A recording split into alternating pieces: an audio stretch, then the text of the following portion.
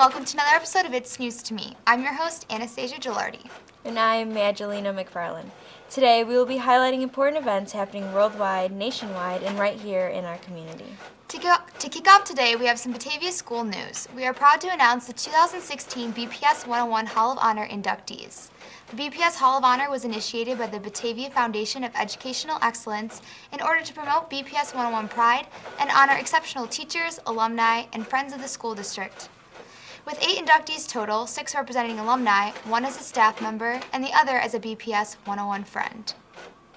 The 6 alumni include Lori Anderson Gregorski, class of 1986, Richard Hansen, class of 1955, Ellen Skirmont Diefenbach, class of 1934, George Van Hoff, class of 1940, and Dennis Piron, class of 1983, and Ruby Dubis, class of 1970.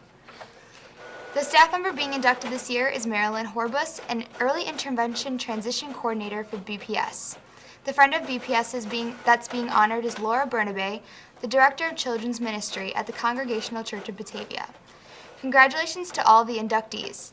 For more information and full biographies on these wonderful individuals, please visit the BPS 101 website. The Hall of Honor induction ceremony will be held on Thursday, September 15th at 6:30 p.m. in the Batavia Fine Arts Center. Staying with BPS 101 news, BHS graduation is May 18th, 2016 at Northern Illinois University's Convocation Center.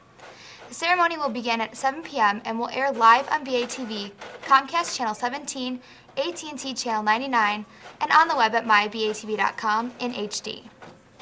Will we see Harriet Tubman's face on the $20 bill? On Wednesday, Treasury Secretary Jacob J. Lew announced important and historic changes in the design of the U.S. currency. Among the changes is a plan to replace Andrew Jackson with the abolitionist and former slave Harriet Tubman. Now here's the Park Bench with Katie Drum. Hi there, I'm Katie Drum, the Marketing and Sponsorship Coordinator for the Park District, and welcome to the Park Bench. I am bringing you Park District news again today from the beautiful Batavia Riverwalk. Got some great events coming up. Be sure to save the date for our annual Touch-a-Truck Day coming up on Friday, May 13th. Kids of all ages will get the opportunity to touch, feel, climb through, into, and out of each and every single vehicle available. There could be a fire truck, tractor, dump truck, and more.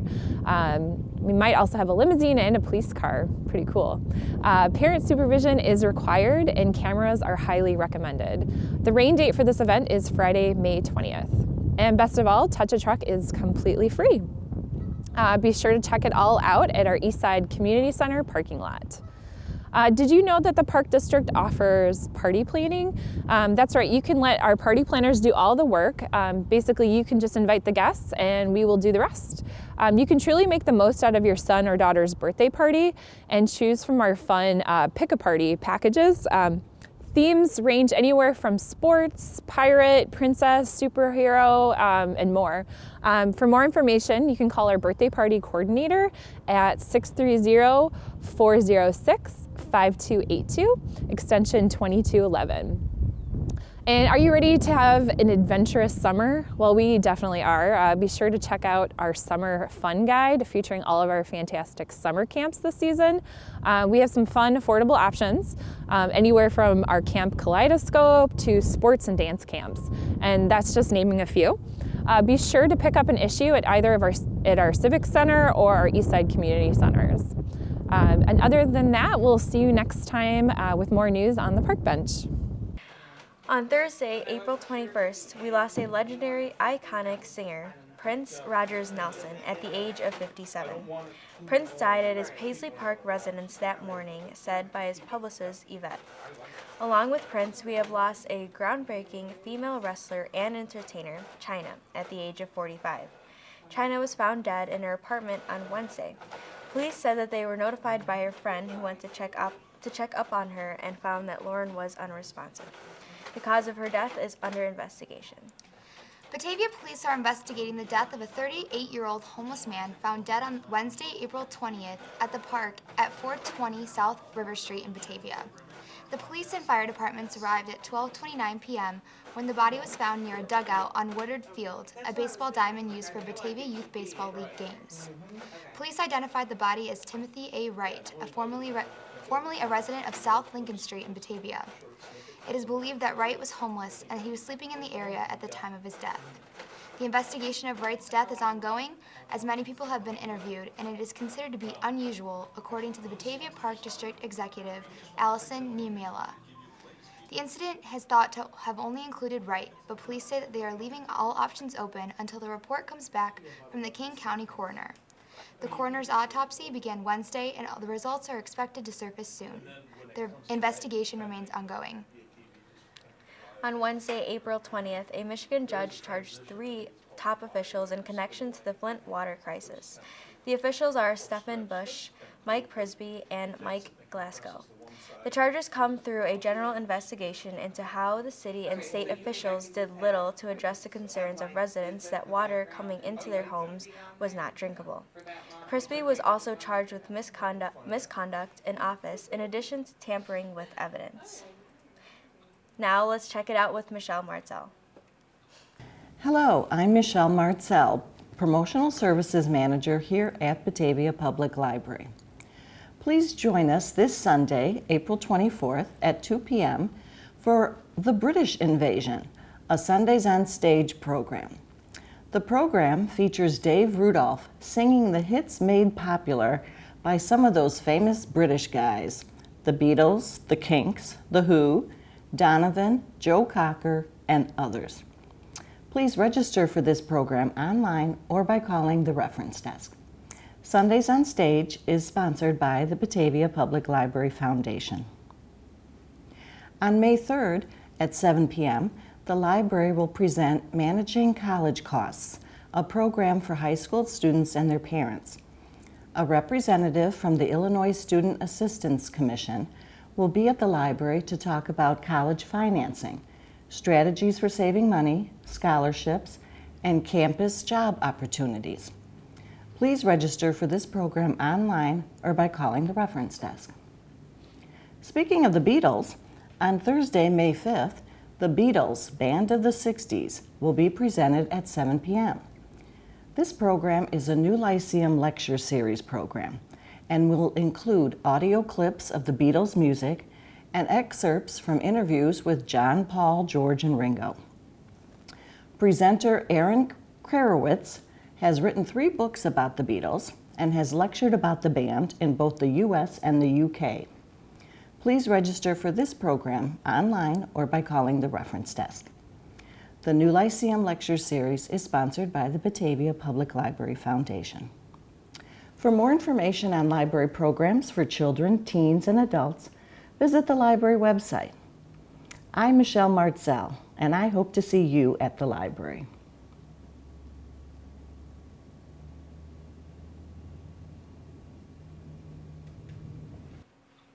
Blackhawks forward Andrew Shaw is facing a 1-game suspension and $5,000 fine for an anti-gay slur he made at Tuesday, April 19th's game against the St. Louis Blues. During press interviews, Shaw was remorseful and regretted ever using the term. The incident went viral on social media, instigating the NHL to further investigate. The Blues are now up 3-1 in the first round series of the Stanley Cup playoffs and will attempt to knock out the reigning Cup champions during Game 5 on Thursday, April 21st. In more sports news, ESPN fires Curt Schilling, a Major League Baseball analyst, over his anti-transgender posts on Facebook. The network said in a statement, ESPN is an inclusive company. Curt Schilling has been advised that his conduct was unacceptable and his employment with ESPN has been terminated. On Tuesday, April 19th, Schilling caused a media backlash when he shared an anti-transgender image that night. The image had a man in ripped woman's clothes under a caption that read, "Let him into the restroom with your daughter or else you're a narrow-minded, judgmental, uninvolving, racist bigot who needs to die." Ever since Schilling was hired in 2010, he has been known for his outspoken political stances. So this isn't the first time that Schilling has caused controversy. Here's Bill McGrath with the Municipal Minute and Batavia Chamber with a ribbon cutting. Hi, I'm Bill McGrath, the City Administrator, and today is Tuesday, April 19th, and this is this week's edition of the Municipal Minute. You may not know, but the Kane County Transportation Department has a transportation impact fee. This is a manner to collect revenues to help the county with its transportation network, and there's a formula that is based upon the impact that a building may have on the county's system. This includes houses, whether it be an apartment or a single-family detached home, commercial buildings, or manufacturing and other industrial facilities. Every 5 years, the county goes through an exercise to review the land use assumptions and other parts of the formula in order to determine what a fair impact fee may be. While the city is supportive of the concept of the impact fee, it is something we have to look at very carefully because that fee can have a chilling effect on a business or a developer who wants to come here to build. Because of the recession, the county has lowered that fee over the last several years, and this has made it easier for people to take the plunge and start doing some building. In any event, as I said, they're starting to review it for the next 5 years. They hope to set up the new set of formulas by the end of 2016. So our staff has been meeting with the county staff, which has been very cooperative, to look at those land use assumptions. There's a public hearing this week. Actually, it's tonight, April 19th, and a member of the city staff will be there to show its support for the fee, but to make sure that it remains a reasonable one. We do have a couple of large industrial people who would like to build here, so we want to make it as easy for them as possible because of the benefit that they give us in property taxes and job creation. And we are grateful to the county for having discounted that fee over the last several years. As you know, Batavia is basically surrounded by county roads, being Kirk Road, Randall Road, and Fabian Parkway, and those three are among the top three most heavily traveled roads in the entire county. So we want to assist the county in making sure that those are kept as in as good a shape as possible and as safe as possible. As I may have mentioned earlier, we are talking with the county and with the state to see what can be done with the intersection of Batavia Avenue, Route 31, and Fabian Parkway, which has a poor offset kind of design, which has led to a fair amount of accidents and some injuries. We're continuing to work with the county on that. I know that this spring the county will be re-striping that intersection. Some striping was taken away due to some road work done as part of the Geneva improvements last summer. They're going to reimpose some of those stripings, which will help people, but we are looking for a long-term solution. We were notified by John Dillon, our water and sewer superintendent, and who's also been helping with buildings and grounds over the last several years, that he will be retiring this July. John has been with us for 37 years, and it'll be a big loss of wisdom and a great personality, and we're sorry to see him go. Because we will be replacing John in his position as the water and sewer superintendent, but he will be assisting us as a temporary employee for a bit to continue on while we finish up some significant building projects at the government center. This building is in excess of 100 years old. The windows are in excess of 25 years old, are starting to give us problems, so we have window replacement, some HVAC related to our computer server rooms to be done, some security system upgrades, and some elevator work, most of which has already been completed. So we wish John very good luck, even though we'll be seeing him on a part-time basis here for the next period of time. The staff is reviewing the responses to the request for qualifications, which is sent out to several engineering firms in the area associated with the project to try to stop the erosion which is occurring in a few places on the Fox River banks in the city from going any further. We'll be reviewing those, make a recommendation to the City Council's Committee of the Whole in the next few weeks, and then hope to get that work started and completed this summer. We don't know exactly what construction may come from that. At this point, we are not looking for very complex or expensive fixes, especially in areas where we think there might be some redevelopment in the future. We just want to stop the erosion where it's occurring. The three major places where it's occurring is just north of the Wilson Street Bridge on the west side of the river, an area on the west side of the river south of the bridge where there's some old retaining wall that might be in danger, an area next to the main substation, and then an area a little bit south where the Riverwalk itself has been jeopardized. So we'll be, City Council will be getting two different concepts from the firm. One will be an all-natural planting to the extent it can be, and the other concept would be the use of some other materials to try and halt the erosion. The Deer Path Road Bridge project has formally started. The Deer Path Road Bridge has been blocked off. There's a detour in place. You can access the area south of Wilson Street by heading a little west on Main Street and then going south. The detour is very well marked.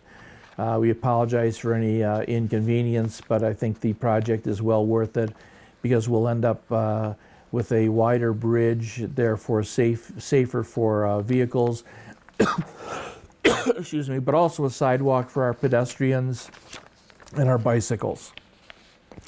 That hopefully will be done by the end of 2016.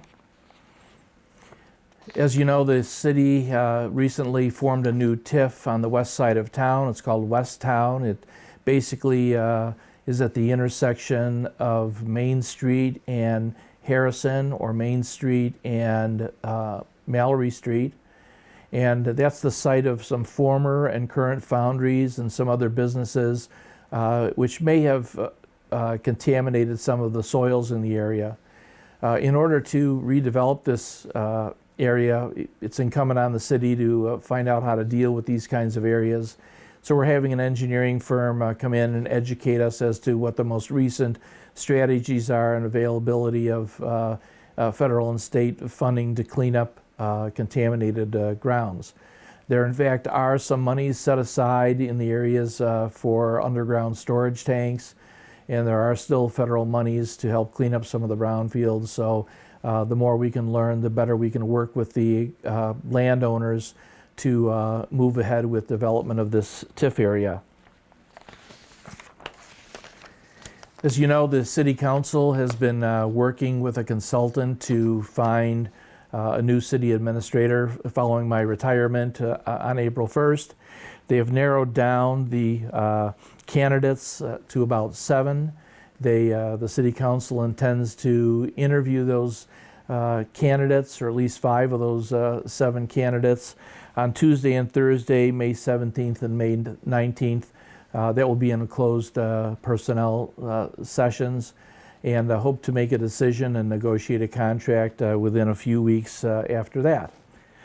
And the hope is to have a contract with the person by June 1st, have them begin work here sometime in July so that we can talk and they can get used to how we do things here and how they may want to change some things before I retire. The staff reports that the sidewalk contractor for our sidewalk program is doing a great job, proceeding very rapidly, and sometimes doing almost 70 squares of sidewalk a day. So basically that contractor will be in and out, and we're very pleased at this point with what the quality of the work looks like. You may have heard that there's been a lot of discussion over the massage therapists who now work here in the city, and some who are wanting to work here. We have a lot of licensed massage therapists who do some excellent work here, either by themselves or in association with a spa or a salon. Unfortunately, the practice of massage therapy is something that can be exploited by people, and they can exploit people's somewhat more baser desires. So the City Council has asked us to look very carefully, and although the city does not have the authority to regulate the actual licensed massage therapists themselves, we do have the authority to license the buildings or the spaces or establishments wherein they work. And so we are now looking at a draft of an ordinance to license those establishments to make sure we can keep Batavia as a very welcoming place for legitimate massage therapists, and perhaps be not so welcome to those who would otherwise be engaged in an unfortunately darker side of the activity. We have also been talking with some of our licensed massage therapists. We're sharing our drafts with them because we want to make sure that however we do this, we want to make them understand how much we respect that profession and don't want to do anything that would lower the respect for that profession in the eyes of the community. So hopefully we'll be doing something in the next 3 or 4 weeks and get that on the books.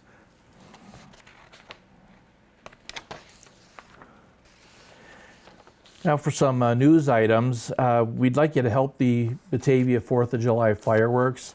The city contributes some manpower, basically from Public Works and the police, but we do not directly give any money for that operation. It is totally a volunteer funding source.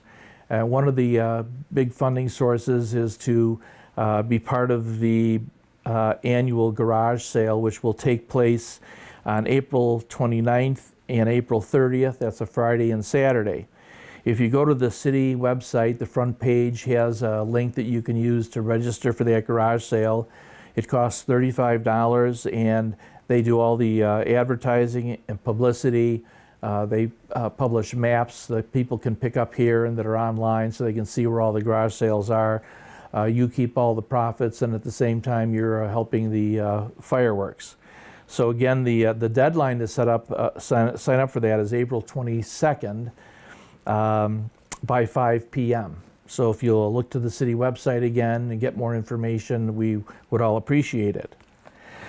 The Loyalty Day Parade put on by the VFW for what will be its 42nd year is going to take place on Sunday, May 1st at 1:30 p.m. If the weather's good, or even if it's not so good, please come out and support all the marchers.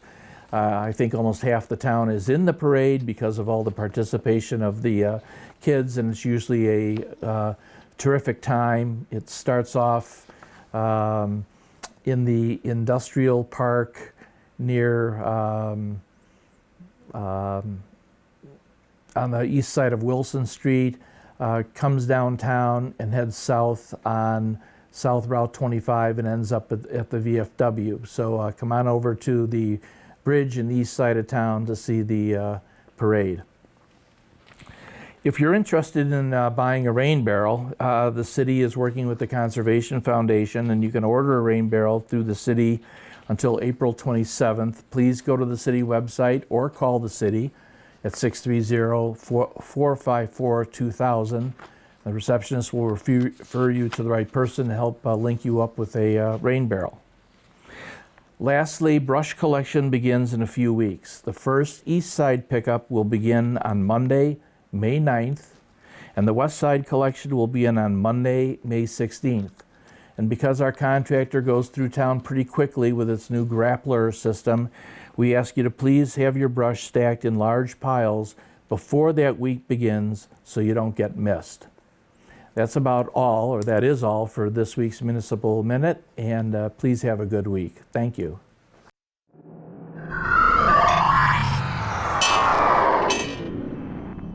On behalf of the Batavia Chamber of Commerce and the City of Batavia, we would like to officially welcome two Fitz's to our Batavia business community. And we are happy to have you. Needless to say, there are many of us in the community, including myself, that probably need to be more physically fit than many of us others are. if you look at the history of our community, we have had a number of people who have done extraordinarily great things because of how physically fit they were. And if you get down the street to my office, I have a picture hanging in my office of the Batavia High School basketball team in 1966. And in that picture, 3 of the guys in the team, one signed a professional football contract, one a professional basketball contract, and one a professional baseball contract.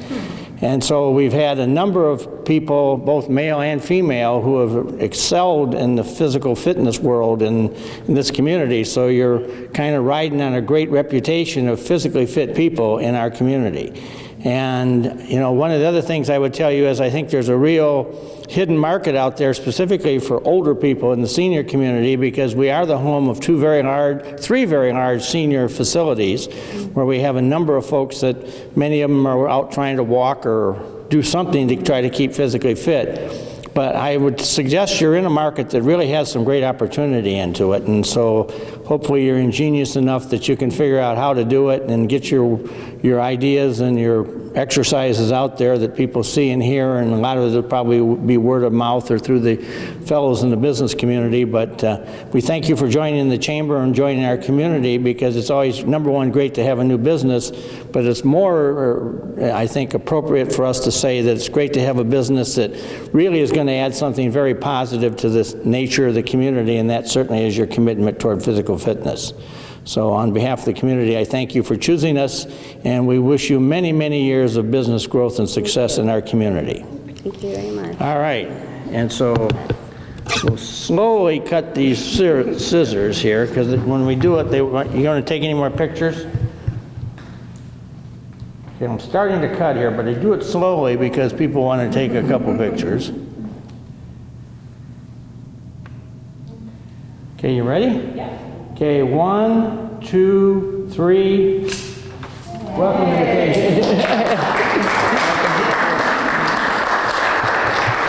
Would you guys like to say a couple words? Sure. We just wanted to first thank the Chamber for recognizing Fitz, and we're excited to be here in Batavia and to spread the health. We are a health-focused personal training business in-home, so we come to you, or you can come to our personal in-home gyms. We offer one-on-one or small group, which is a great way to extra accountability and just have fun with the people that you're working out with. And we also do offer a free in-home consultation to start out with. So it's a 1-hour consultation, and we just go over kind of what your goals are, where you want to go, and we take it from there. So thank you. And how can people find out about you? We have our website. It's www.2fitsis.com. You can also find us on Facebook, and Twitter and Instagram. Do you have a phone number? We do. Well, we do work out of our home, so it'd be our personal cell phone number. So, but we usually do email. It's getfit@2fitsis.com. You can email us there, and we'll get in touch with you. Yep. Awesome. Well, welcome to Batavia. Thank you. Thank you.